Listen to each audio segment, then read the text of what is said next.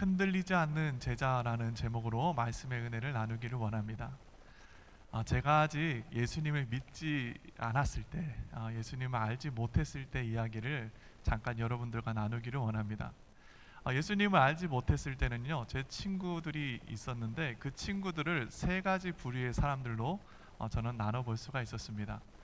첫 번째 부류의 사람들은 주일날, 일요일날 쉬는 사람들이었습니다. 쉰다는 것이 토요일까지 열심히 일을 하고 나서 쉬는 게 아니고 토요일 밤 늦게까지 놀다가 뭐 하고 놀았는지는 아시겠죠? 밤 늦게까지 놀다가 새벽녘이나 들어와서 주일날 쉬는 사람들, 그런 사람들이 많이 있었습니다. 그 중에 하나가 또 저이기도 했습니다. 제 친구들은, 친한 친구들은 대부분이 첫 번째 부류에 해당하는 사람들이었습니다.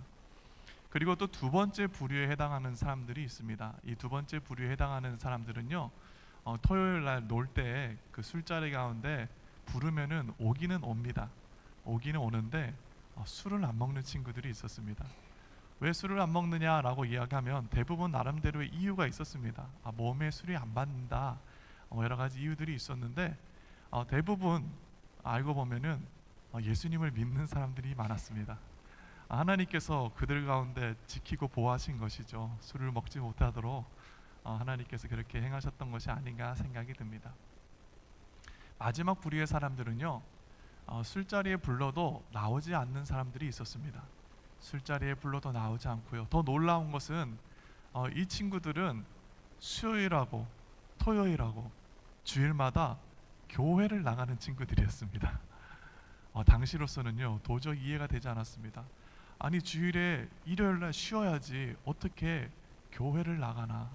이 세 번째 부류의 친구들하고는 저는 어울리지는 못했던 것 같습니다. 제가 생각할 때 이 친구들은 광신도라고 여겨졌습니다. 아니, 어떻게 일요일날 쉬지 않고 교회를 가는가. 그러므로 저는 이 세 번째 부류의 친구들을 약간 부정적으로 바라보는 시선과 마음이 있었습니다. 그런데요, 오늘날 우리의 삶에도 마찬가지입니다. 오늘 여러분은 주일날 나오셔서 지금 예배 드리고 있지 않습니까? 그렇기 때문에 여러분이 생각할 때는 나는 그냥 평범하게 따라가는, 예수님을 따라가는 제자라고 생각할지 모르겠는데요, 믿지 않는 사람들이 볼 때 여러분은요, 대단한 사람들입니다. 그렇기 때문에 어쩌면은 그 사람들이 여러분을 바라볼 때 예전에 제가 그랬던 것처럼 좋지 않은 시선으로, 또 좋지 않은 마음을 가지고 대할지도 모릅니다. 아마 여기 계신 분들은 예수 그리스도를 믿는다라는 그 이유 하나 때문에 세상 가운데 때로는 조롱을 당할 때도 있고 듣기 싫은 말을 들을 때도 있는 성도들이라고 저는 생각합니다. 그렇다면 이러한 시대 가운데 예수님을 믿는다는 것이 칭찬받지 못하는 이 시대 가운데 도대체 제자인 저와 여러분은 어떻게 예수님을 따라가는 제자로서 긍지를 가지고, 자부심을 가지고 세상의 그 조롱과 수치 가운데 흔들리지 않는 신앙생활을 할 수 있을까요? 오늘 말씀 가운데 예수님이 하시는 말씀들이 있는데요, 그 말씀들을 살펴보므로 이 시대 가운데 어떻게 우리가 흔들리지 않는 신앙으로 살아가는지 지혜를 얻는 저와 여러분이 되기를 간절히 바랍니다. 그렇다면 이런 시대 가운데 저와 여러분은 어떻게 해야 예수님을 믿는 제자로서 긍지를 가지고 흔들리지 않는 믿음으로 살아갈 수 있을까요? 우리가 기억해야 될 첫 번째가 있습니다. 우리 스크린에 나가는데 다 같이 읽어보겠습니다. 시작. 하나님의 영광을 생각해라. 혹시 예수님을 믿는다는 것이 어려운 일 가운데 처하는 성도의 삶이 있으십니까? 여러분, 그렇다면요, 하나님의 영광을 생각하십시오. 물론 우리의 삶도 쉽지 않습니다. 그런데요, 사실 예수님은 더 어려웠습니다. 당시 예수님이 어떤 어려움 가운데 있었는지 오늘 본문 말씀은 너무나 잘 나타내주고 있죠. 요한복음 7장 12절 말씀인데 우리 한번 같이 읽어보겠습니다. 시작. 예수에 대하여 무리 중에서 수군거림이 많아 어떤 사람은 좋은 사람이라 하며 어떤 사람은 아니라 무리를 미혹한다 하나. 지금 예수님에 대한 평가가 어떻습니까? 예수님에 대한 평가가 엇갈리고 있습니다. 어떤 사람들은 예수님이 선한 사람이다, 좋은 사람이다 라고 이야기하는데, 또 어떤 사람들은 선한 척 하는 거지 미혹하는 자다, 악한 사람이다라고 이야기했다라는 겁니다. 그 숫자의 비율이 중요하지 않습니다. 지금 많은 자들이 예수님을 향하여 악평을 쏟아내고 있는 상황이었다라는 겁니다. 여러분, 이 사람들이요, 지금 예수님을 싫어하는 그 정도가 그냥 욕을 하거나 비난하거나 조롱하는 정도가 아닙니다. 요한복음 7장 1절 말씀인데 제가 읽어보겠습니다. 그 후에 예수께서 갈릴리에서 다니시고 유대에서 다니려 아니하심은 유대인들이 죽이려 함이로라. 지금 예수님 어떤 상황 가운데 있습니까? 유대인들이 그를 죽이려고 하고 있었다라는 겁니다. 그냥 단순히 미워하는 게 아닙니다. 죽이려고 했다라는 겁니다. 저는요, 그런 일이 없기를 바랍니다만 한번 상상해 보십시오. 만약 여러분이 어떤 사람과 원수질 일이 생겼습니다. 근데 그 사람이 여러분을 악한 마음을 품고 쫓아오는 정도가 아니고 만약 여러분을 죽이려고 쫓아온다고 한번 상상해 보십시오. 그리고 여러분이 가는 동선을 쫓아다니면서 여러분 집 주위를 배회하고 서성이고 있다고 한번 여러분 상상해 보십시오. 여러분 어떻습니까? 끔찍하죠. 여러분 그런 일 없기를 바랍니다. 없을 겁니다. 그런데요, 그런 일이 예수님의 삶 가운데는 있었다라는 겁니다. 예수님이 말씀을 전하시고 가르치는 그 자리에 그 유대인들이 있었을까요? 없었을까요? 있었겠죠. 두 눈을 뜨고 예수님을 언제 죽여야 될까 노려보고 있었다라는 겁니다. 예수님이 병을 치유하시고 기적과 기사를 행하는 그 가운데 이들이 있었을까요? 없었을까요? 있었다라는 겁니다. 예수님을 죽이려고 그저 틈만 바라보고 있는 유대인들이 있었다라는 겁니다. 여러분, 예수님하고 예수님을 따라가는 제자들이 갑자기 좀 달라 보이지 않습니까? 대단한 분들입니다. 그런데요, 예수님의 마음을 더 아프게 하는 것이 있었습니다. 그것은 유대인들만 그렇게 예수님을 향하여 악한 마음으로 예수님을 죽이려고 했던 것이 아니라는 것이죠. 예수님의 마음을 가장 아프게 했던 것은 어쩌면 그런 유대인들의 정말 예수님을 죽이려고 하는 적대감이 아니라 가까이 있는 가족들의 의심과 또 가족들의 부정적인 이야기되었습니다. 요한복음 7장 3절과 4절인데 우리 한번 같이 읽어보겠습니다. 시작. 그 형제들이 예수께 이르되 당신이 행하는 일을 제자들도 보게 여기를 떠나 유대로 가소서. 스스로 나타나기를 구하면서 묻혀서 일하는 사람이 없나니 이 일을 행하려 하거든 자신을 세상에 나타내소서 하니. 지금 요한복음 7장 3절과 4절 말씀은 누가 이야기하는 것입니까? 예수님의 동생들이 얘기하고 있는 겁니다. 예수님이 장자 아닙니까? 가족들이 지금 이야기하고 있는 겁니다. 이것을 조금 우리식으로 현대식으로 제가 한번 재해석해 보면 이렇게 이야기하는 겁니다. 아니 형님, 그렇게 이름을 높이고 싶으면 이런 한적한 시골에서 방황하고 있는 것이 아니라 저기 분주한 도시 가서 형님의 이름을 드 높이십시오. 그것이 훨씬 낫습니다 라고 이야기하고 있는 겁니다. 만약 여러분이 예수님이라면 여러분의 동생들이 나를 향하여 이와 같이 이야기한다면 여러분 마음이 어떨 것 같습니까? 가슴이 찢어지지 않겠습니까? 유대인들이 나를 향해 적대감을 가지고 죽이려 하는 것보다 내 가족이, 내 친구가 내게 이러한 이야기를 하는 것이 마음이 더 아팠을 거라는 겁니다. 그렇기 때문에 성경은 이와 같이 예수님의 형제들에 대해서 다음과 같이 이야기합니다. 요한복음 7장 5절입니다. 이는 형제들까지도 예수를 믿지 아니함이러라. 예수님은요, 참 어려운 상황 가운데 있었습니다. 그분은 순수한 마음으로 정말 하나님 나라의 영광을 위해서 사역하고 있는데 바리새인들과 유대인들은 예수님을 죽이려고 사리를 등등하게 뿜어냈고 또 예수님의 형제들마저도 예수님을 인정치 않고 의심하며 예수님의 마음을 끓는 이야기를 했다라는 겁니다. 제자인 우리의 삶도 그럴 때가 있지 않습니까? 내가 예수님의 일을 하며 하나님의 제자로서 이 세상에 살아가려고 하는데 세상 사람들은 우리를 향하여 손가락질합니다. 우리를 조롱합니다. 아직도 예수 믿는 사람이 있느냐라고 이야기하며 우리의 믿음을 비웃을 때가 있습니다. 여러분, 그러할 때 우리는 도대체 무엇을 해야 되는 것입니까? 우리의 그 예수님을 따라가겠다 했던 그 결의와 믿음이 흔들리지 않으려면 우리는 도대체 무엇을 기억해야 되는 것입니까? 오늘 예수님께서 유대인들 가운데 하시는 말씀이 있습니다. 예수님이 성전에서 하나님의 말씀을 가르치니까 그 성전에 있었던 유대인들이 그 가르침을 듣고 놀라서 이야기합니다. 아니, 이 사람이 배운 사람도 아닌데 어떻게 이렇게 하나님의 말씀에 권위가 있느냐 하며 놀랬다라고 성경은 이야기하죠. 그러자 예수님이 그들 가운데 말씀하십니다. 요한복음 7장 16절 말씀입니다. 같이 읽어보겠습니다. 시작. 예수께서 대답하여 이르시되 내 교훈은 내 것이 아니요 나를 보내신 이의 것이니라. 아멘. 예수님이 말씀하시는 그 가르침의 그 교훈이 누구로부터 왔다라고 이야기하고 있습니까? 하나님으로부터 나왔다 이야기합니다. 예수님의 지혜로 얘기하는 것이 아니고 예수님의 생각으로 그렇게 가르치는 것이 아니다라는 겁니다. 내가 가르치는 말씀은, 내가 너희에게 선포하고 전하는 이 말씀은 내 것이 아니요 하늘로부터 온 것이다. 주님, 그들 가운데 이야기하고 있다라는 겁니다. 이처럼 예수님께서 말씀하신 첫 번째 이유는 예수님께서, 하나님께서 보내신 하나님의 아들, 하나님의 말씀이라는 것을 저들 가운데 밝히 드러내기 위함이었었죠.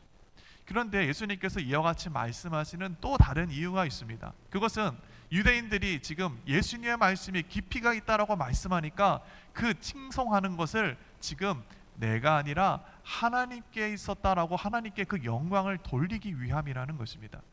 그것을 조금 더 구체적으로 성경에서는 예수님께서 다음과 같이 이야기하고 있습니다. 요한복음 7장 18절 말씀입니다. 같이 읽어보겠습니다. 시작. 스스로 말하는 자는 자기 영광만 구하되 보내신 이의 영광을 구하는 자는 참되니 그 속에 불의가 없느니라. 아멘. 지금 예수님이 어떻다는 겁니까? 예수님이 스스로 말하는 것이 아니고 나를 보내신 이의 영광을 위해 하고 있다는 겁니다. 그 속에 불의가 없이 말하고 있다는 것이죠. 보통 사람은요, 무슨 일을 할 때 자기의 유익과 자기의 영광을 위해서 일합니다. 연설을 할 때도 마찬가지입니다. 연설가가 왜 유창하게 이야기를 하는 것입니까? 그것은 청중들의 마음을 얻고 나의 의견을, 나의 주장을 그들 가운데 관철시키기 위하여 연설을 합니다. 연설을 한다는 것은 그만큼 나의 뜻을 관철시키는 데 목적이 있다는 겁니다. 연설뿐만이 아니죠. 우리가 일을 하는 이유가 무엇입니까? 우리가 직장에서 열심히 일하고 사업에서 열심히 일하는 이유가 무엇입니까? 대부분 우리의 유익을 위해서입니다. 우리의 영광을 위해서라는 겁니다. 내 가족들을 먹여 살리고 더 나아가서 할 수만 있다면 많은 힘을 얻고 영향력을 끼치는 것, 다른 사람들에게 높임받고 칭송받기 위하여 나의 영광을 위하여 일한다는 겁니다. 여러분, 이것이 나쁘다는 것이 아닙니다. 이것은 당연한 겁니다. 아니, 그렇게 살지 않는 사람이 이 세상에 누가 있습니까? 그런데 예수님만은 조금 달랐다는 겁니다. 예수님은요, 지금 그 말씀을 가르치고 기적을 행하며 수고하는 그 모든 헌신이 무엇을 위해서라는 겁니까? 바로 보내신 이의 영광을 구하는 삶을 살았다는 겁니다. 하나님을 생각하며 하나님 영광을 위하여 기적을 행하고 말씀을 가르치고 섬기며 하나님께 영광 올려드리기 위해 예수님이 행하시는 모든 일들의 목적이 있었다라는 것을 알게 됩니다. 여러분, 지금 예수님은 누구를 보고 있습니까? 바로 하나님 아버지를 보고 있죠. 충격적인 이야기입니다. 왜냐하면 예수님은 육체를 입고 이 땅 가운데 오셨기 때문에 우리는 예수님을 눈으로 볼 수 있었습니다. 그런데 한 가지 보지 못하는 것이 있었죠. 그것은 예수님께서 보고 계신 하나님이었습니다. 예수님은요, 그분과 함께 하시는 하나님만을 바라보며 세상 사람들이 무엇이라고 하든지 간에 나와 함께 하시는 그 하나님의 영광을 위해서 사역하는 분이었다라는 겁니다. 만약 예수님의 마음을 들여다보면요, 예수님은 한 가지밖에 생각하는 것이 없습니다. 그게 무엇인지 아십니까? 어떻게 하면 내가 나를 사랑하시고 이 세상을 사랑하시는 하나님의 사랑을 온 세상 가운데 드러내어 주의 백성들이 하나님께 돌아와 하나님을 영화롭게 할 수 있을까? 내가 어떻게 하면은 이 세상에 있는 사람들이 하나님을 알아 주님의 그 거룩하심과 전능하심을 알고 주님을 찬양하는 삶을 살게 할 수 있을까? 내가 어떻게 하면은 이 하나님을 기쁘게 하며 하나님 나라의 영화를 드러내는 삶을 살 수 있을까? 예수 그리스도는 오직 이 하나님의 영광만을 생각하시는 분이었다라는 겁니다. 심지어 예수님은요, 십자가를 지시기 전에도 하나님의 영광을 생각하고 계십니다. 요한복음 17장 1절 말씀입니다. 우리 한번 같이 읽어보겠습니다. 시작. 예수께서 이 말씀을 하시고 눈을 들어 하늘을 우러러 이르시되 아버지여 때가 이르렀사오니 아들을 영화롭게 하사 아들로 아버지를 영화롭게 하게 하옵소서.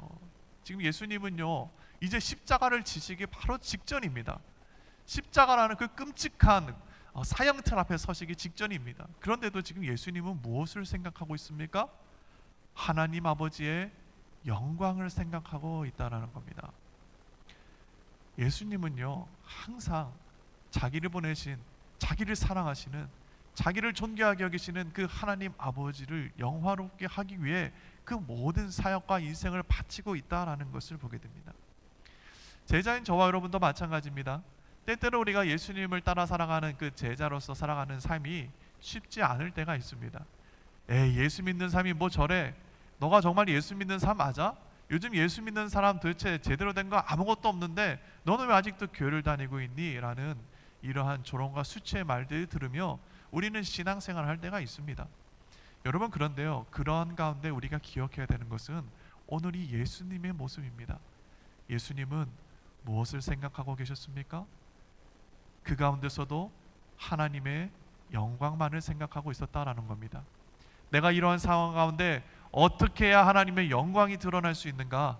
내가 이렇게 나를 향하여 적대적으로 나에게 좋지 않은 말들 하는 사람들 가운데 내가 무엇을 해야 되는가? 어떻게 하면 하나님의 거룩하심과 영광을 드러낼 수 있는가? 예수님께서는 고민하고 계셨다라는 겁니다. 하나님의 영광을 고민하고 어떻게 해야 하나님을 영화롭게 할지를 우리의 삶에 생각할 때요, 우리가 어려움 때뿐만이 아니고 세상 가운데 칭찬받을 때도, 우리가 세상 가운데 높임 받을 때에도 이와 같이 하나님의 영광을 생각하는 것은 우리의 신앙 가운데 아주 큰 유익을 가져다 줍니다.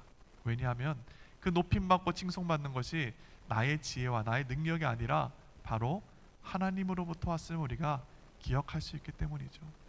그것을 기억하지 못하면 우리 인생은요 무너질 수밖에 없습니다. 교만의 덫에 빠져 그 가운데 넘어질 수밖에 없다라는 겁니다. 저는 여기 있는 여러분이 어려움 가운데 있다면 그 가운데서 예수 그리스도처럼 하나님께 영광 올려드리는 삶, 어떻게 하면 내가 하나님을 영화롭게 할 수 있을까? 내가 어떻게 하면 하나님의 그 영광을 드러내는 삶을 살아갈 수 있을까를 생각하고 고민하는 저와 여러분이 되기를 예수님 이름으로 축복합니다. 여러분들, 여기서 우리가 한 발자국만 조금 더 나아가기 원합니다. 저는 여기 있는 여러분들이요 한 사람도 빠짐없이 어떻게 하면 내 인생이 하나님을 영화롭게 하는 삶을 살 수 있을까를 고민하고 또 그 가운데 살아가는 성도의 삶이라고 믿습니다. 그런데 우리가 한 발자국만 더 나아가자라는 겁니다. 그것은요 이 고백 가운데 하나님을 영화롭게 하기를 원합니다 라고 고백하는 이 제자의 고백에, 그 고백에 순도를 높이자라는 겁니다. 뭘 높이자고요? 순도를 높이자라는 겁니다. 여기 계신 여러분들에게 한번 질문을 드려보겠습니다. 제가 여러분들에게 금 100g을 줄 때에 24K 순도 99.9%의 금을 받기를 원하십니까? 아니면 금 14K 약 58.5% 순도의 금을 받기를 원하십니까? 당연히 24K 금을 받고 싶으시죠? 우리 성가대에서 수근수근거리는 소리가 많이 납니다. 저 같아도 24K를 받고 싶습니다. 순도 높은 금을 받고 싶죠. 순도 높은 금이 가치가 있기 때문입니다. 그런데요 우리의 신앙도 마찬가지입니다. 내가 하나님 영광을 위해 살겠습니다 라는 이 고백은요 너무나 귀한 고백입니다. 그런데 이 고백에 순도를 높여야 한다는 겁니다. 그 고백 가운데 불순물을 제거해야 한다는 겁니다. 만약 우리가 하나님께 내가 하나님 영광을 드리고 싶습니다라는 고백을 할지라도 그 고백 가운데 불순물이, 세상 것들이, 나의 영광이 섞여 있으면 그것은요 고백 가운데서 능력이 나타나지 않습니다. 단순히 가치가 떨어진다는 얘기가 아닙니다. 우리의 신앙의 고백 가운데 세상 것들이 섞여서 불순물이 섞여 있으면 우리는요 하나님의 영광을 바로 드러낼 수가 없습니다. 오히려 세상 가운데 그 고백을 하고 있으면서도 밟히는 신앙으로 살아갈 수밖에 없는 것이죠. 그렇다면 우리는 여기서 한 가지 질문을 해봐야겠죠. 어떻게 하면 내가 하나님 영광을 정말 온전히 드러내는, 정말로 내 입술 가운데 그 고백되는 하나님, 내 삶에 하나님 영광을 드리는 삶 살기를 원합니다라는 이 고백 가운데 순도를 높일 수 있을까라는 질문입니다. 여러분, 어떻게 하면 우리가 이 신앙의 고백 가운데, 그 아름다운 고백 가운데 불순물을 제거하고 순도를 높일 수 있습니까? 그 길은 오직 한 가지입니다. 바로 예수 그리스도의 십자가 앞에 나아가는 것이죠. 철을 다듬을 때는요, 뜨거운 용광로에다가 화로에다 넣고 달굽니다. 그리고 망치로 두들겨서 그 철에 있는 불순물을 제거합니다. 우리의 신앙도 마찬가지입니다. 우리의 신앙의 순도를 높이고 싶으십니까? 그렇다면 여러분, 그 사형틀, 예수 그리스도의 살이 찢김 받고 흘리셨던 그 보혈이 가득한 십자가 앞으로 나아가십시오. 그리고 십자가 앞에 예수 그리스도의 그 놀라우신 화로 같은 불길과 사랑 안에, 그 열정 안에 우리의 인생을 담고 담금질하십시오. 그리고 하나님의 그 보혈로 우리의 모든 삶의 죄를 씻어내시고 불순물을 제거하시기를 바랍니다. 다른 곳에서는 우리의 그 신앙의 순결을 우리는 되찾을 수가 없습니다.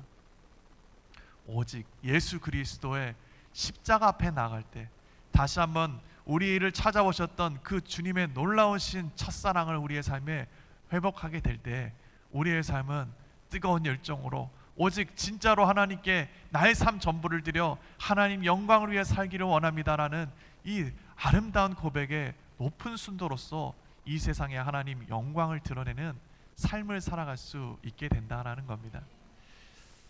예수님 말씀하십니다. 마태복음 16장 24절 말씀입니다. 같이 읽어보겠습니다. 시작. 이에 예수께서 제자들에게 이르시되 누구든지 나를 따라오려거든 자기를 부인하고 자기의 십자가를 지고 나를 따를 것이니라. 아멘. 바라기로는 여기 있는 우리 모두가 예수 그리스도의 그 십자가 앞에 나가 주님의 십자가를 나도 들고 주님 뒤를 따라가는 제자의 삶 살아갈 수 있기를 예수님 이름으로 축복합니다. 이 시대 가운데 우리는 어떻게 해야 제자의 긍지를 가지고 살아갈 수 있을까요? 흔들리지 않는 신앙으로 살아갈 수 있을까요? 우리가 기억해야 될 두 번째가 있습니다. 우리 스크린에 나가는데 다 같이 읽어보겠습니다. 시작. 제자는, 여러분, 우리는 누구라고요?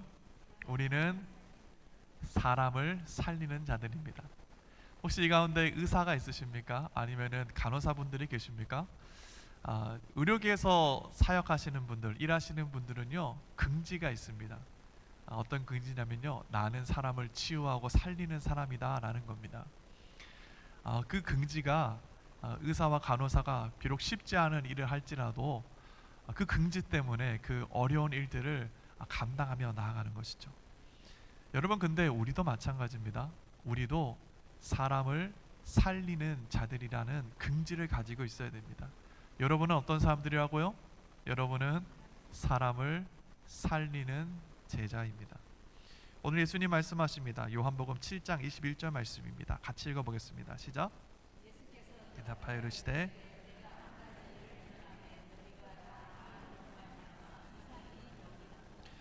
오늘 유대인들이 예수님을 비난할 때 한 가지 이유가 있었습니다. 그것은 무엇입니까? 예수님께서 무엇인가 행했기 때문이죠. 그리고 예수님은요, 그 행하신 일을 비유하며 그들이 안식 가운데도 할례를 행하지 않느냐라고 이야기합니다. 그러면서 할례를 비유하며 다음과 같이 이야기하시죠. 요한복음 7장 23절입니다. 모세 율법을 범하지 아니하려고 사람이 안식일에도 할례를 받는 일이 있거든 내가 안식일에 사람의 전신을 건전하게 한 것으로 너희가 내게 노려워하느냐. 주님 말씀하고 있습니다. 당시 바리새인들이, 유대인들이 예수님을 비난했던 가장 큰 이유 중에 한 가지는 안식일 가운데 율법을 범했다라는 겁니다. 예수님께서 누군가를 치료하는 것이 율법을 범하는 일이고 그것이 잘못됐다라고 유대인들이 비난했다라는 겁니다. 여러분, 그런데요, 사실 예수님께서는요, 일부러 안식일 날 꼭 집어서 사람들을 치유하셨습니다. 아니, 그럼 왜 예수님은 유대인들이처럼 난리를 칠 거를 알면서도 유대인들 앞에서 왜 안식일 날 사람을 치유하신 것입니까? 그것은요, 예수님께서 한 가지 보여주고 싶은 것이 있었기 때문입니다. 그것은 하나님의 말씀, 율법의 본래 목적과 의도라는 것입니다. 유대인들은요, 율법을 어떤 행위라고 생각했습니다. 그런데요, 율법의 목적은 어떠한 행위를 하는 데 있지 않습니다. 율법의 목적은 무엇입니까? 하나님의 말씀의 목적은 무엇입니까? 그것은 사람을 살리는 데 있다라는 겁니다. 쓰러진 자들을 다시 한번 살리는 데 있다라는 겁니다. 하나님의 말씀에는요, 능력이 있습니다. 하나님의 말씀에는, 율법에는 사람을 치유하는 능력이 있다라는 것입니다. 그렇기 때문에 오늘 예수님께서는요, 이렇게 얘기하지 않습니까? 내가 사람의 전신을 건전하게 한 것으로 라고 이야기하고 있습니다. 예수님께서 치료하실 때 어떻게 치료하셨습니까? 중풍병자들을 일으키고 앞을 보지 못하는 자들의 눈을 뜨게 하고 귀머거리에 귀를 뜨게 하고 또 죽은 자를 살리십니다. 우리는 이러한 예수님의 기적을 보면서요, 나름대로 이와 같이 생각합니다. 예수님께서 눈을 뜨게 하셨다라면은 그 무너진 시신경을 회복시키고 각막을 다시 한번 복구시키셨구나. 중풍병자가 일어났다고 하면 우리 이렇게 생각합니다. 중풍병자가 일어났구나. 그러면 예수님께서 그 끊어진 혈관을 다시 한번 회복시키고 다시 한번 피가 잘 돌 수 있도록 뇌신경을 회복시키셨구나라고 생각합니다. 우리는 왜 이와 같이 얘기합니까? 현대인들은 나름대로 의학적 지식이 있기 때문입니다. 우리는 드라마나 또 뭐 슬기로운 의사생활 이런 것들을 통해서 나름대로 의학적인 지식이 있지 않습니까? 그렇기 때문에 현대인들은 예수님의 기적을 볼 때 자연스럽게 그러한 것들이 떠오른다라는 겁니다. 여러분, 근데 진짜 그렇게 예수님이 치료하셨습니까? 예수님이 치료하시는 것은요, 우리가 이해하고 있는 것과는 조금 다릅니다. 예수님이 사람을 치유하시고 회복시킬 때는요, 사실 우리가 생각하는 방법으로 치유하지 않았다라는 겁니다. 그렇다면 예수님은 어떻게 사람을 회복시키셨습니까? 예수님은 어떻게 사람을 치유하셨습니까? 그것은 예수님께서 말씀으로 저의 영혼의 뿌리부터 치유하셨다라는 것입니다. 모든 몸을 뿐만 아니라 모든 영혼을 예수님께서 치료하셨다라는 것입니다. 그렇기 때문에 오늘 23절 말씀에 안식일에 사람의 전신을 건전하게 한 것으로 라고 이야기하시는 것은 우리가 보는 이 육체를 뜻하는 것만은 아닙니다. 전신을 이라고 이야기하는 것은 우리가 보고 있는 모든 육체뿐만이 아니라 우리가 볼 수 없는 영혼의 문제, 그의 마음의 문제, 그 모든 삶의 모든 문제를 예수님께서 치유하셨다라는 겁니다. 우리는 보는 것이요, 그냥 예수님께서 중풍병자를 일으키고 앞을 보지 못하는 자들의 눈을 뜨게 하고 또 문둥병자를 치유하시는 모습만 봅니다. 그런데 사실은 어떻게 치료하신 거라고요? 예수님은 그 영혼의 모든 문제를 치료하셨다라는 겁니다. 우리가 보는 것들은요, 그냥 겉으로 보이는 것일 뿐입니다.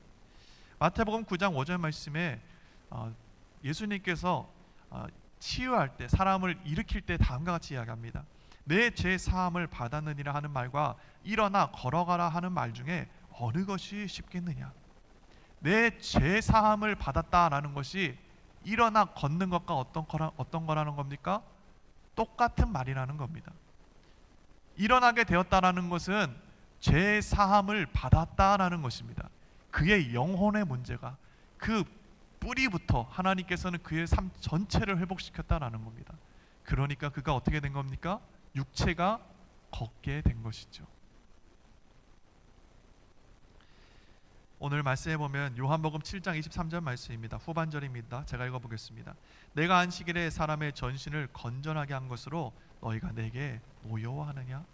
여기서 건전하게 하다, 희기에라는 단어를 쓰고 있는데 이 단어는 병들기 직전의 상태로, 상처 입기 직전의 온전한 상태로 다시 회복시켰다라는 뜻입니다. 예수님께서는요, 우리의 모든 것을, 육체뿐만 아니라 영혼의 문제, 마음의 문제, 우리 삶의 모든 문제를 온전하게 치료하시는 분 되신다라는 것입니다. 제가 이전에 교회에서 사역할 때 한 집사님이 계셨습니다. 집사님이 선천적인 병이 있었는지는 잘 모르겠지만 손해가 자꾸 줄어드는 병이었습니다.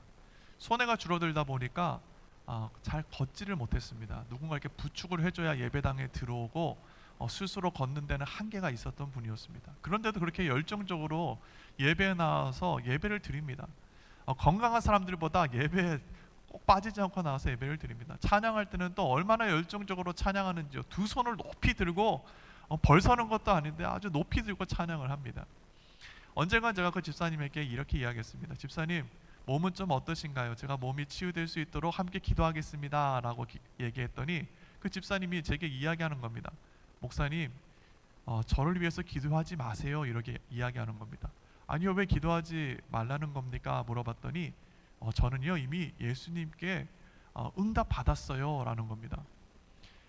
무슨 응답을 받으셨는데요? 그랬더니 예수님께 제 병을 이미 치유함 받았습니다 라는 겁니다. 저는 좀 의아했습니다. 아니, 지금 제대로 걷지도 못하고 계시고 또 더 날로 갈수록 몸이 점점 굳어가고 불편해지는 것이 보이는데 다 나았다고 하니까 조금 이상한 겁니다. 그런데 그때 저는 그 집사님의 눈을 보게 되었습니다. 그리고 저는 깨달은 것이 한 가지 있습니다. 그것은 이것입니다. 예수님께서 이 집사님을 온전하게 치유하셨구나라는 깨달음이었습니다. 내가 보는 것은요 육체의 질병이었습니다. 그런데 집사님이 치유함 받았다라고 이야기한 것은, 하나님의 응답을 받았다라고 하는 것은 사실 육체의 그 질병에 대한 이야기가 아니었습니다. 비록 내 육체가 지금 질병 가운데 고통을 받고 있지만 그 집사님은요 그 영혼의 깊은 곳에서부터 예수 그리스도의 십자가의 은혜와 사랑으로 깨끗하여지고 온 몸이 회복되었다라는 것입니다. 그러니 그가 응답받았다고 이야기하는 겁니다. 치료받았다고 이야기하는 것입니다. 더 놀라운 것은요, 저와 여러분의 삶이 바로 이와 같이 사람을 온전케 하며 치유하는 제자의 삶으로 부름받았다는 것입니다. 저와 여러분의 삶이 육체뿐만 아니라 영혼의 문제, 그 삶의 전체의 문제를 온전케 하는 치유의 은사를 받고 하나님의 말씀으로 모든 삶을 일으키는 삶으로 살아간다라는 것입니다. 마태복음 10장 1절 말씀입니다. 주님 말씀하십니다. 같이 읽어보겠습니다. 시작. 예수께서 그의 12제자를 부르사 더러운 귀신을 쫓아내며 모든 병과 모든 악한 것을 고치는 권능을 주시니라. 아멘. 모든 병과 모든 약한 것을 고치는 권능을 누구에게 주셨다? 바로 제자들인 저와 여러분 가운데 주셨다라는 겁니다. 육체의 질병뿐만 아니라 우리는 무엇을 치료합니까? 우리는 사람을 살립니다. 영혼의 문제, 마음의 문제, 그 모든 것을 살리는 능력을 주님이 우리에게 주셨다라는 것입니다. 사람 몸에 달라붙은 귀신을 쫓고 저들의 모든 연약하고 약한 것들을 치유하는 은혜를, 능력을 우리에게 주셨다는 것입니다. 주님 말씀합니다. 마태복음 10장 7절과 8절 말씀인데 우리 같이 읽어보겠습니다. 시작. 가면서 전파하여 말하되 천국이 가까이 왔다 하고 병든 자를 고치며 죽은 자를 살리며 나병 환자를 깨끗하게 하며 귀신을 쫓아내되 너희가 거저 받았으니 거저 주라 이야기하십니다. 가면서 전파하여 말하되 천국이 가까이 왔느니라 선포하라 말씀합니다. 여러분, 이 천국이 무엇입니까? 천국은 곧 예수 그리스도입니다. 예수 그리스도를 선포하라 이야기합니다.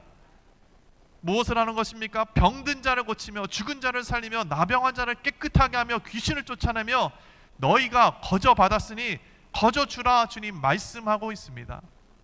우리도 어땠습니까? 우리 역시 세상의 가운데 쓰러지고 절망하여 애통한 마음 가운데 쓰러져 있던 인생들 아닙니까? 근데 우리 가운데 예수님 찾아오셔서 우리를 일으키셨습니다. 우리를 사랑한다 말씀하시며 우리를 제자 삼으셨습니다. 우리의 영혼이 예수 그리스도로 인하여 회복되고 일어났고 우리의 삶이 일어났습니다. 우리의 모든 인생이 예수 그리스도로 인하여 치유함 받고 살아나지 않았습니까? 예수님 말씀하십니다. 너희가 거저 받았으니 너희도 거저 주라 이야기합니다. 우리가 어떤 인생입니까? 우리는요 우리의 삶을 치유하신 그 예수 그리스도를 외치고 선포함으로 이 세상의 약한 것들을 치유하고 무너진 것들을 다시 한번 세우고 사람을 살리는 제자의 삶을 산다라는 것입니다. 여러분, 이 제자로서의 긍지를 가지고 살아가십시오. 세상에서는 우리를 향하여 뭐라고 이야기할지 모르겠습니다. 그런데 그 가운데 여러분 너무 세상 가운데 귀를 기울이지 마시고 여러분의 마음을 흔들리지 마십시오. 우리는 예수 그리스도를 바라보고 하나님께 영광 올려드리기 위해 우리의 삶을 드리는 제자입니다. 또한 우리는 예수 그리스도를 선포함으로 이 세상에 무너진 것들을 다시 한번 살리는, 사람을 살리는 긍지를 가지고 살아가는 제자들입니다. 다시 한번 우리의 삶이 하나님의 영광을 위하여, 그리고 주님께서 행하신 일들을 이 세상 가운데 행하는 제자의 삶으로 살아가기를 결단하시길 바랍니다. 다시 한번 주님의 십자가 앞에 나아가십시오. 하나님의 십자가 앞에 나아가 다시 한번 우리의 그 믿음 가운데 불순물을 제거하고 순결한 신앙으로, 순결한 믿음으로 주님을 드러내는, 하나님의 영광을 드러내는, 예수 그리스도를 드러내는 제자의 삶 살기를 바랍니다. 그럴 때 우리의 삶을 통해 하나님께서는 이 세상에 하나님 나라를 다시 한번 세워나가며 이 땅에 다시 한번 생기의 바람을 불어넣어 모든 쓰러진 것들을, 죽은 것들을 일으키게 하고 그 가운데 새살을 돋게 하여 하나님께 돌아오게 할 것입니다. 다시 한번 그 하나님의 놀라운 은혜와 부흥을 경험하는 저와 여러분의 삶이 되기를 예수님 이름으로 축복합니다. 기도하시겠습니다.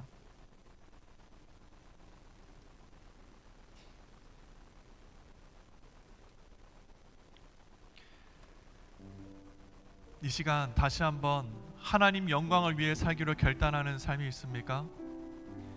다시 한번 하나님이 우리에게 맡겨주신 사명, 사람을 살리고 온전케 하며 하나님의 제자로 세우는 일에 우리의 삶을 내어 맡기기로 결단하는 성도의 삶이 있습니까? 그렇다면 여러분의 손을 가슴에 얹으시길 바랍니다. 제가 여러분들을 위해 기도하겠습니다. 거룩하시고 존귀하신 아버지 하나님, 이 시간 다시 한번 주의 영광을 위해 살기를 원합니다.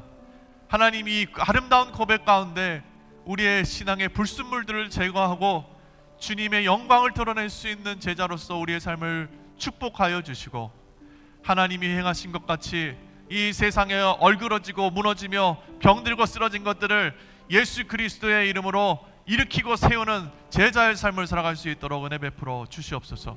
다시 한번 주의 십자가 앞에 나아갑니다. 하나님, 주님의 나를 향한 그 놀라우신 사랑 앞에 다시 한번 이 세상에 내가 사랑했던 그 모든 것들을 내려놓고 주님만을 뜨겁게 사랑합니다.